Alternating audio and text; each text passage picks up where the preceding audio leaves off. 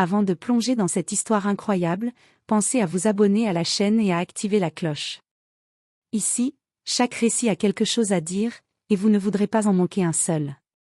Le soleil déclinait doucement derrière les immeubles du centre-ville, projetant une lumière dorée qui baignait les façades en pierre et les vitrines des boutiques. Cette lueur chaleureuse contrastait avec la fatigue palpable des passants, qui se hâtaient sur les trottoirs, leurs ombres s'allongeant sur le bitume craquelé. Les murmures des conversations se mêlaient au bruit sourd des voitures, tandis que l'air frais du soir commençait à s'installer, annonçant la tombée de la nuit.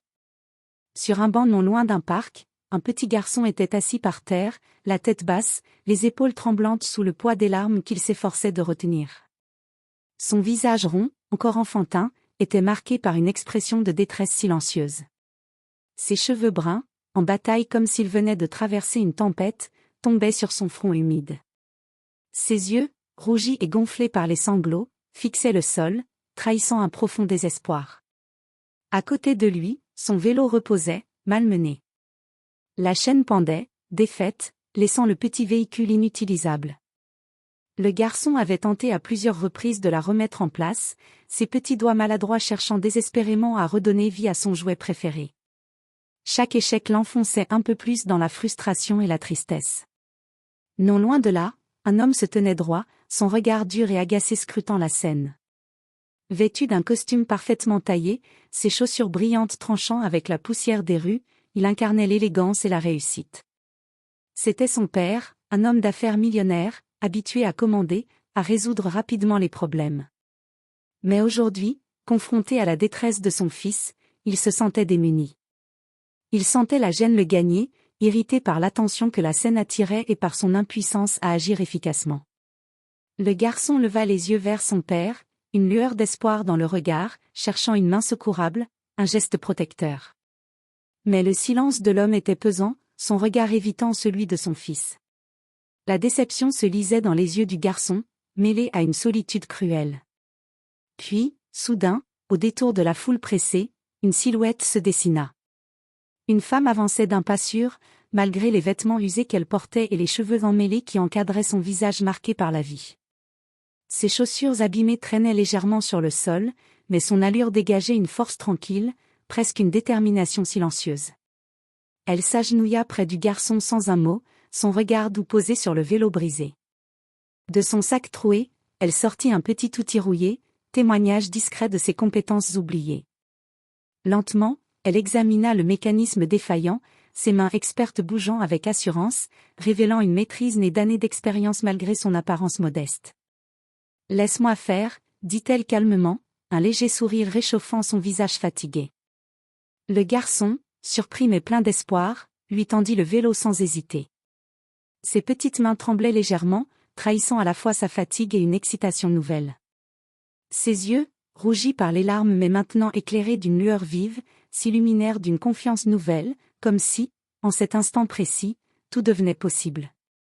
Il avait trouvé en cette femme une aide inattendue, un réconfort qui semblait presque miraculeux. La femme, avec calme et détermination, prit le vélo. Ses doigts, bien que marqués par les épreuves du temps, se montrèrent d'une étonnante habileté. Elle commença à remettre la chaîne en place, ses gestes précis et délicats racontant silencieusement une histoire de patience, de savoir-faire, et d'une bonté qui ne s'achetait pas. Chaque mouvement semblait témoigner d'une expérience passée, d'un métier appris autrefois, peut-être même d'une passion oubliée, mais toujours vivante dans ses mains. Le père, toujours debout à quelques pas, observa la scène avec une expression mêlée d'étonnement et d'une émotion qu'il avait longtemps enfouie. Il sentait son cœur se serrer, comme si une corde sensible se réveillait en lui, la compassion. Une sensation presque étrangère, à la fois douce et puissante, qui venait chambouler ses certitudes et ses priorités. La femme continuait son travail avec une patience inébranlable, ses doigts glissant le long de la chaîne du vélo, ajustant chaque maillon avec soin. Elle ne parlait pas, concentrée, mais son regard exprimait une sérénité calme. Le garçon, fasciné, la regardait travailler. Il remarquait la douceur dans ses yeux et la concentration qu'elle mettait dans ce geste si simple mais tellement précieux pour lui. « Vous savez réparer les vélos depuis longtemps ?» demanda-t-il finalement, sa voix timide trahissant sa curiosité et un désir de comprendre. La femme leva les yeux vers lui. Son regard portait un éclat doux mais teinté d'une tristesse profonde, comme si ses souvenirs lui appartenaient encore, mais étaient désormais loin. Oui, quand j'étais plus jeune, répondit-elle doucement. C'était un de mes petits boulots, avant que la vie ne devienne plus compliquée. Le garçon hocha la tête, comprenant sans poser davantage de questions. Il respectait ce silence chargé d'histoire, laissant la femme à ses souvenirs. De son côté, l'homme en costume ne pouvait pas détourner les yeux. Chaque instant passé à observer cette femme modeste, qui n'avait rien de ce qu'il avait toujours considéré comme un signe extérieur de réussite ou de statut, remettait en question toutes ses valeurs. Pourtant, malgré sa condition, elle accomplissait ce petit miracle, redonner le sourire à son fils, illuminer un moment de détresse.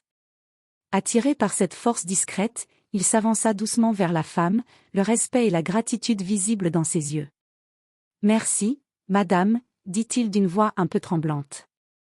Je ne sais pas comment vous remercier. » La femme releva lentement la tête, surprise par la voix de l'homme.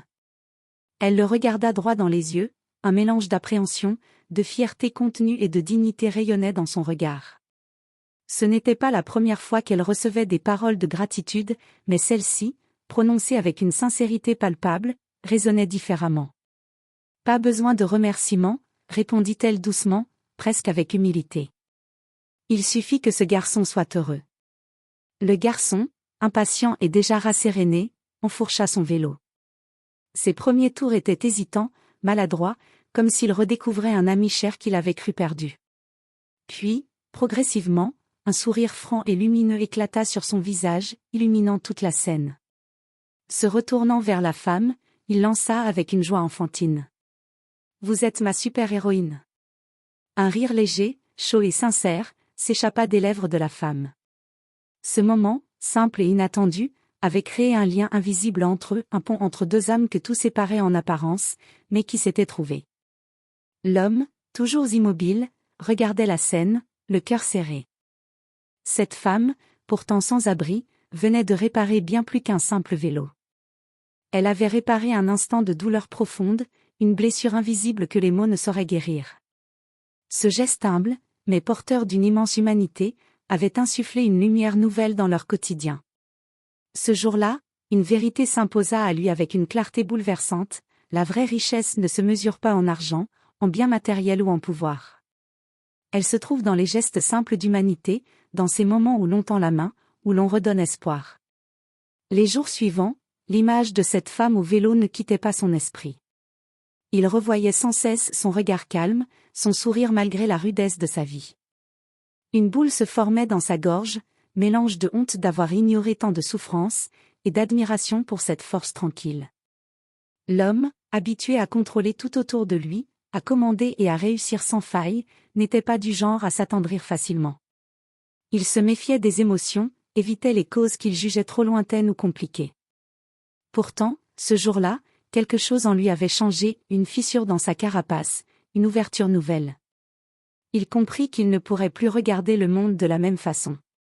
Que désormais, il devait agir, faire plus que simplement observer. Un soir d'automne, alors que la ville s'enveloppait lentement dans le voile doux du crépuscule, il prit une décision qu'il n'aurait jamais cru possible auparavant. Une décision qui le sortait de sa zone de confort, de son monde doré et cloisonné. Il se sentait à la fois nerveux et déterminé, comme s'il allait franchir un seuil invisible, mais décisif. Sans prévenir personne, il quitta son appartement luxueux, ses pensées tourbillonnant autour de cette femme et de ce petit garçon, de leur rencontre brève mais si marquante. Il parcourut les rues qu'elle semblait fréquenter, demandant aux passants, aux commerçants, à ceux qui semblaient la connaître. Les heures passaient, le froid commençait à mordre, mais il ne renonçait pas. Enfin, au détour d'une ruelle étroite, éclairée par la lumière blafarde d'un lampadaire, il la vit.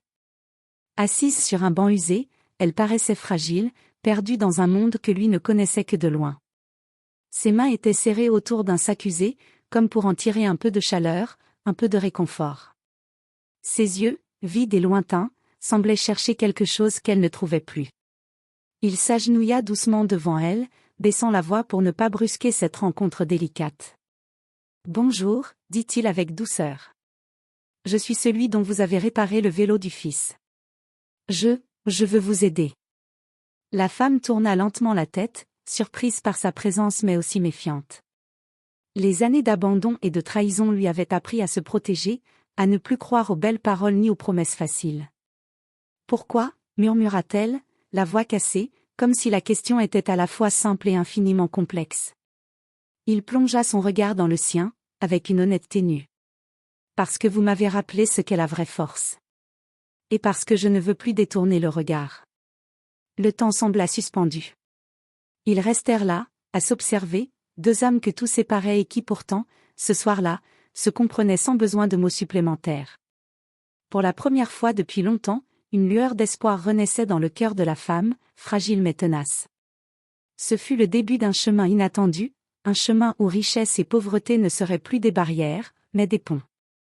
Un voyage où le jugement céderait la place à la compréhension, et où la main tendue deviendrait le symbole d'une humanité retrouvée.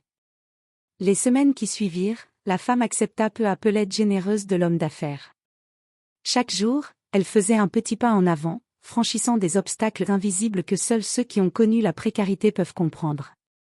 Grâce à son soutien constant, elle put enfin retrouver un logement temporaire, un petit appartement modeste mais propre, où elle retrouva un semblant de stabilité. Ce toit lui offrait plus qu'un simple abri, c'était un espace où elle pouvait commencer à reconstruire sa vie. Peu à peu, elle se soignait aussi, prenant rendez-vous chez le médecin, suivant ses traitements, se réconciliant avec son corps malmené. Mais surtout, elle retrouvait confiance en elle, une lumière intérieure que la vie rude avait faiblement éteinte, mais jamais complètement.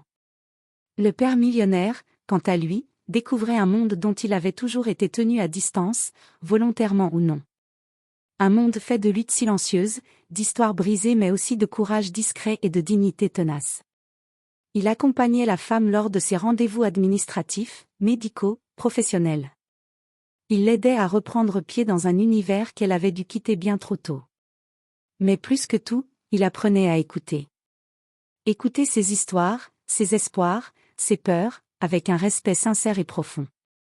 Il réalisait que la vraie richesse résidait aussi dans ses récits, dans cette capacité à rester humain face à l'adversité. Le garçon, lui, était devenu très attaché à cette femme qu'il appelait désormais « Madame réparatrice ». Chaque jour, après l'école, il la rejoignait dans son modeste appartement ou dans le petit atelier où elle apprenait à réparer des vélos pour gagner un peu d'argent. Ensemble, ils entretenaient son vélo, mais plus encore, ils partageaient des moments de complicité, de découverte, et le garçon apprenait peu à peu à voir le monde autrement avec plus de cœur, de patience et d'empathie. Un soir, alors que la lumière douce d'une lampe éclairait le modeste appartement qu'elle avait loué, un dîner simple rassemblait les trois. La femme, émue, prit la parole, la voix tremblante d'une gratitude sincère. « Vous m'avez redonné plus qu'un toit ou un emploi. Vous m'avez rendu ma dignité. » L'homme sourit, touché par ces mots qui portaient tout le poids de la Renaissance. « C'est moi qui ai appris de vous, » répondit-il doucement. Parfois, il suffit d'un geste, d'un regard pour changer une vie. Cette rencontre improbable, née d'un instant de bonté, devenait le début d'une transformation profonde, pas seulement pour elle, mais pour toute une famille. Un nouveau chapitre où richesse et pauvreté n'étaient plus des murs, mais des ponts. Malgré les progrès, la femme sentait encore les ombres du passé l'accrocher. Chaque jour, elle luttait contre les doutes, les regards hésitants, et la peur de retomber. Le père millionnaire, conscient que l'aide ponctuelle ne suffisait pas, décida d'agir plus largement. Il mobilisa ses contacts, organisa des réunions avec des associations, et lança un programme d'insertion pour les personnes sans abri, s'inspirant de l'histoire de cette femme courageuse. Le garçon, lui, grandissait avec une nouvelle vision du monde. Il comprenait que la richesse ne se mesurait pas aux objets, mais aux relations et aux valeurs. Un jour, alors qu'ils se promenaient ensemble dans le parc, il demanda : « Papa, pourquoi certaines personnes doivent vivre dans la rue ?» Le père regarda son fils, ému par sa question innocente. « Parce que parfois, le monde n'est pas juste. Mais c'est à nous de le rendre meilleur. » La femme sourit en silence, sachant que grâce à ce garçon et à cet homme, un petit rayon d'espoir brillait désormais plus fort. Avec le temps, le programme lancé par le millionnaire prit de l'ampleur. De plus en plus de personnes sans abri trouvèrent un toit, un travail, ou simplement une oreille attentive. La femme devint un symbole de cette lutte, racontant son parcours lors de conférences et d'ateliers, inspirant d'autres à ne jamais abandonner. Le garçon, désormais plus confiant et mature, participait aux activités, apprenant à tendre la main à ceux qui en avaient besoin, tout comme elle l'avait fait pour lui. Le père, lui, avait changé profondément. Sa réussite financière n'avait plus de sens s'il n'utilisait pas son pouvoir pour transformer les vies autour de lui.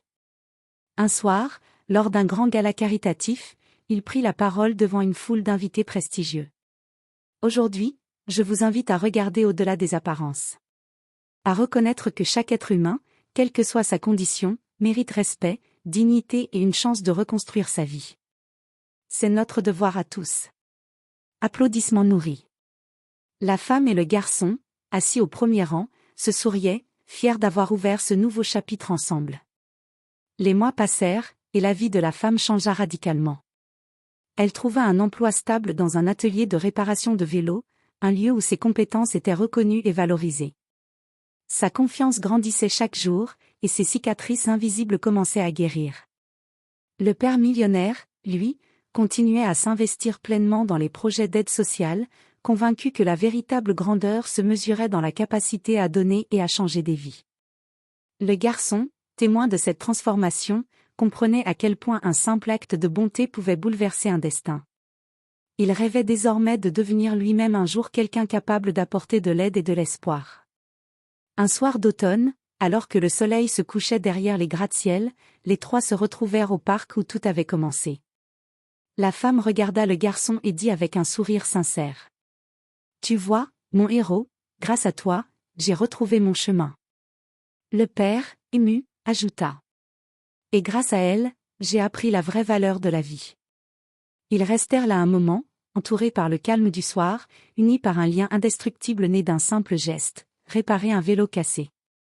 Cette histoire nous rappelle que derrière chaque visage se cache une histoire, souvent invisible, parfois brisée. Un simple geste de gentillesse, comme réparer un vélo pour un enfant en pleurs, peut devenir le point de départ d'une transformation profonde pour celui qui reçoit, mais aussi pour celui qui donne. La femme sans abri, le garçon et son père millionnaire ont prouvé que les barrières sociales peuvent être franchies par l'humanité et l'empathie. Leur rencontre improbable a allumé une lumière d'espoir, rappelant à tous que la vraie richesse ne réside pas dans l'argent, mais dans la capacité à voir et à soutenir l'autre. Et si chacun de nous choisissait, chaque jour, d'ouvrir son cœur un peu plus?